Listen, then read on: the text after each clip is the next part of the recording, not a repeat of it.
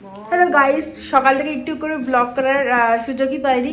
এখন হরিদ্বারে আমাদের second day, তো আমরা রেডি হয়ে গেছি ঘোরার জন্য। তো চলো আমরা এখন ব্রেকফাস্টটা করে নিই। আর চাটা আমরা অলরেডি খেয়ে ফ্রেশ হয়ে মানে স্নান টান করে নিয়েছি।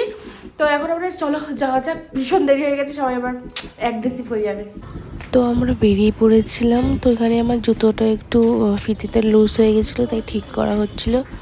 আর আমি তেমনভাবে ভিডিও এডিট করতে পারছি না, কারণ দিনের দিন আমার পোস্ট করতে হচ্ছে, আমি আনলিস্টেড করে আছি। তো যাই হোক, আমরা খেতে চলে এসেছিলাম ব্রেকফাস্ট।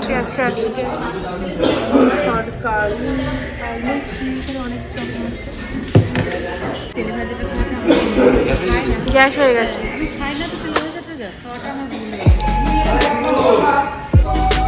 আর এইখানে মিষ্টি লিফটে দিয়ে উঠছিল, নামছিল, আর আমি সিঁড়ি দিয়ে নামছিলাম। দেখছিলাম যে কে আগে নামতে পারে।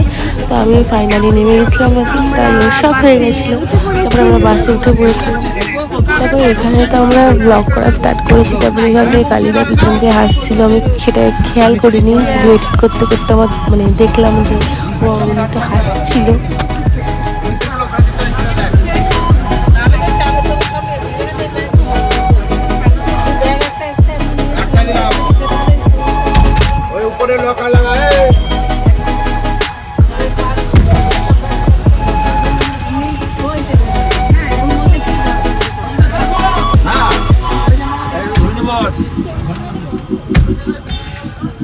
তো আমাদের বাস চলা শুরু হয়ে গেছে। তো চলো আমাদের ডেস্টিনেশনে যাওয়া যাক।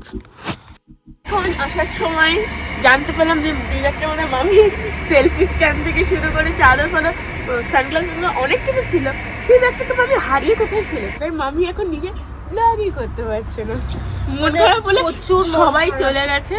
মিমিও কয়েকজন হয়তো বসে আছে, মানে বাচ্চারা। হ্যাঁ, মিমি বসে আছে, একটা দাদা বসে আছে, দুটো দিদি বসে আছে। সবাই চলে গেছে মন্দির ভিজিট করতে। আর আমার প্রচুর কষ্ট লাগছে। মামি গেল না বলে আমি একা গিয়ে কি করবো? আমি বলছি গেলে মামি গেলে আমি যেতাম, মানে তারপরে জলের বোতল আছে, জলের বোতল আছে, সানগ্লাস আছে, কেক আছে, সেলফি স্ট্যান্ড আছে। ভাবলাম ওখানে পাহাড়ে আছে, সেলফি স্ট্যান্ডটাতে সেলফিটা তুলবো।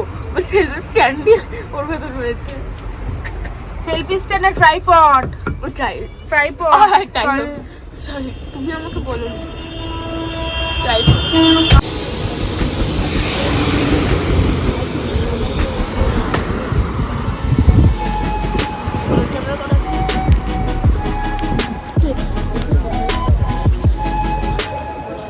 আমার মনটা খুব খারাপ, ভালো লাগছে। চলো আর কি করা যাবে, দারুণ লাগে। সবাই আসছে, রোদটা বেশ ভালো লাগছে।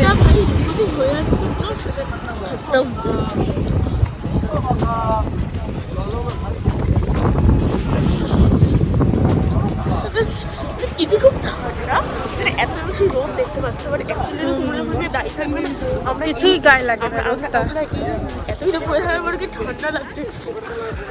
এবার কেমন লাগছে?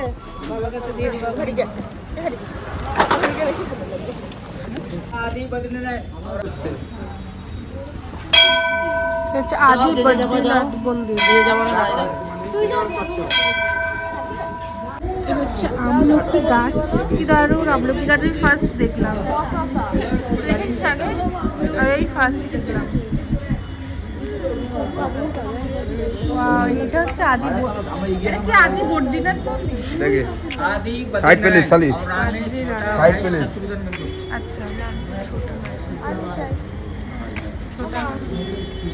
अच्छा, शत्रुघ्न चलो ना, शत्रुघ्न तपस्वी स्थल ऑल इंडिया में एक ही मंदिर है।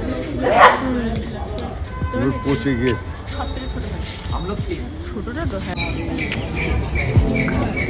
এখন আমরা যাচ্ছি, কোথায় যাচ্ছি জানি না, কিন্তু যাচ্ছি। খুব সুন্দর জায়গাটা লাগছে। আহা হা হা, হ্যাঁ, क्या बात है, वाओ, माय फेवरेट प्लेस। চলো দেখাচ্ছি। হ্যালো,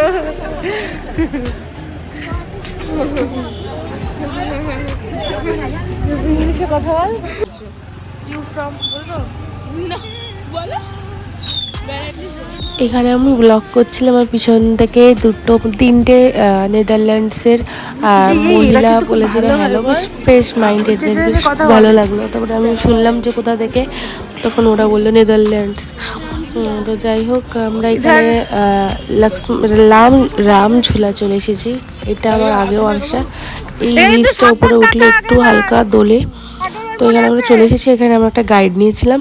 আর এখানকার ভিউটা জাস্ট অসাধারণ লাগে, আমার তো খুব সুন্দর লাগে। তারপর উপর দিয়ে হেলিকপ্টার তো সবসময় যাওয়া আসাই করছিলি। হনুমান কি ধারে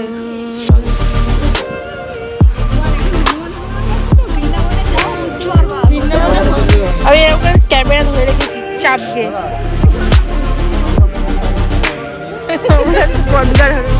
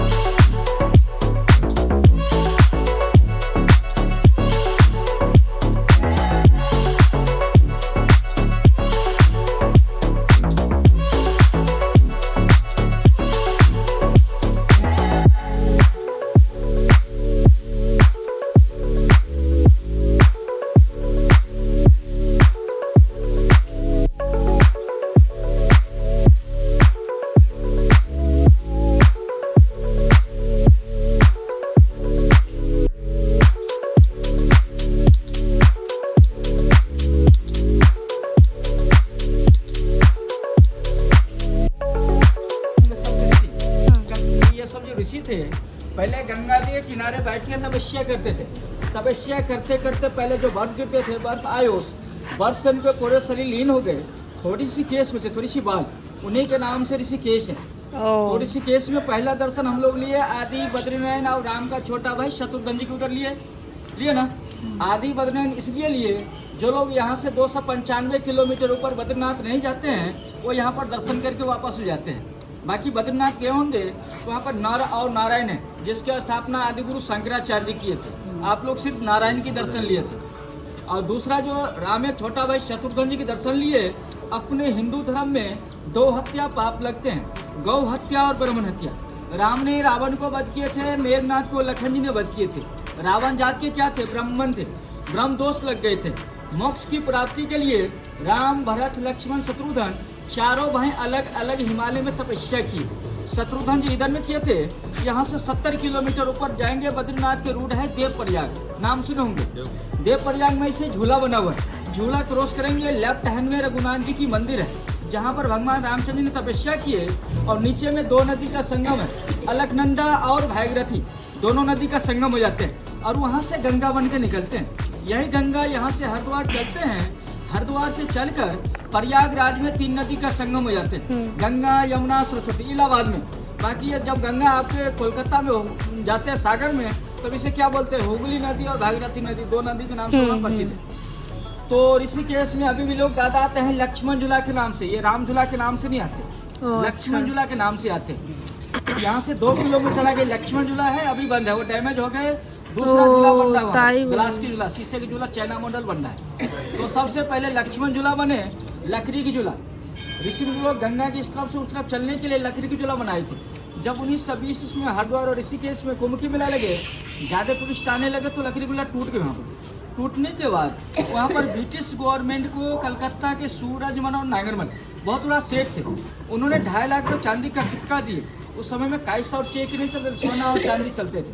2.5 लाख रुपये चांदी का सिक्का दिए और 1930 में बनाते लक्ष्मण झूला, जिसकी लंबाई 550 फीट है, चौड़ाई 5 फीट है। इधर से जाने का कोई साधन नहीं था, 2 किलोमीटर जाना पड़ता, फिर 2 किलोमीटर आना पड़ता था। तब साउथ के रहने वाला स्वामी शिवानंद जी महाराज अपने तरफ से, पहले यूपी गवर्नमेंट थे, यूपी गवर्नमेंट को हाफ डोन से 51 लाख 51 लाख थे। और 1986 में राम झूला। राम झूला इसलिए बोलते हैं कि इसकी लंबाई 650 फीट है, चौड़ाई 7 फीट है। राम बड़े थे, लक्ष्मण छोटे थे। बड़े होने के राम झूला, छोटे होने के लक्ष्मण लोग बोलते हैं। ऐसा कुछ नहीं कि यहाँ पर रामचंद्र जी है, वहाँ पर लक्ष्मण जाए तो बांध से झूला बनता, कुछ नहीं है। बीच में कोई सपोर्ट नहीं, जाने का साधन थोड़ा हैंगिंग होता है, हिलता है, इसलिए झूला बोलते हैं। अभी जो हम लोग दर्शन लेंगे, एटा ऋषिकेश मेन मंदिर, रामेश्वर मंदिर। फर्स्ट रामेश्वरम दादा साउथ में पड़ते हैं, कन्याकुमारी में। उसके अंदर गए होंगे तो सुबह 3 बजे से लेकर सुबह 5 बजे तक स्फटिक मणि के दर्शन होते, बर्फ की शिवलिंग। जो स्फटिक होते हैं ना, अपने हिंदू धर्म में 84 रत्नों में से एक रत्न माना जाता है स्फटिक, उनके दर्शन होता है उधर में। और इसके अंदर शिवलिंग है, वह है शालिग्राम शिवलिंग, जो भगवान विष्णु की स्वरूप माने जाते हैं। सर्वप्रथम पांडव लोग पूजा किए थे। पांडव लोग उस समय पूजा किए थे जब हिमालय में स्वर्ग के लिए जा रहे थे, रात में विश्राम लिए। विश्राम लेने के बाद सूर्य उदय से पहले शालिग्राम शिवलिंग की पूजा अर्चना किए, उसके बाद स्वर्ग में गए थे। इसलिए इस एरिया को बोलते हैं स्वर्ग आश्रम, स्वर्ग द्वार। ये 3 किलोमीटर के एरिया जो है स्वर्ग आश्रम है। तो इसके अंदर जाएंगे तो दर्शन लेंगे, प्रदर्शन नहीं करना, परिक्रमा नहीं करना। दर्शन लेना, नंदी तक जाना, नंदी से जो कुछ मांगना कान में मांग के रिटर्न आ जाना। इसके बाद हम लोग चलेंगे 4 धाम के गुरु जी महाराज, बाबा काली कमली वाले, उनका दर्शन लेंगे। गंगा माता मंदिर है, भरत जी की झांकी है।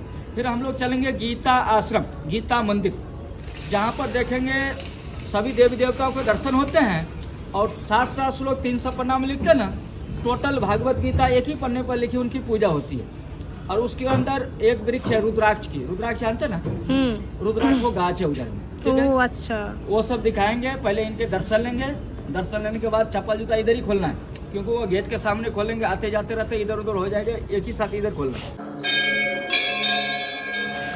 সো গাইজ, এখানে ভিডিওটা আমি এন্ড করছি। আমি সেকেন্ড পার্ট অন্য একটা ভিডিওতে নিয়ে আসছি। তো ভিডিওগুলো স্কিপ না করে তোমরা দেখতে থাকো। ভালো লাগলে লাইক কমেন্ট সাবস্ক্রাইব অবশ্যই করে দিও। বাই।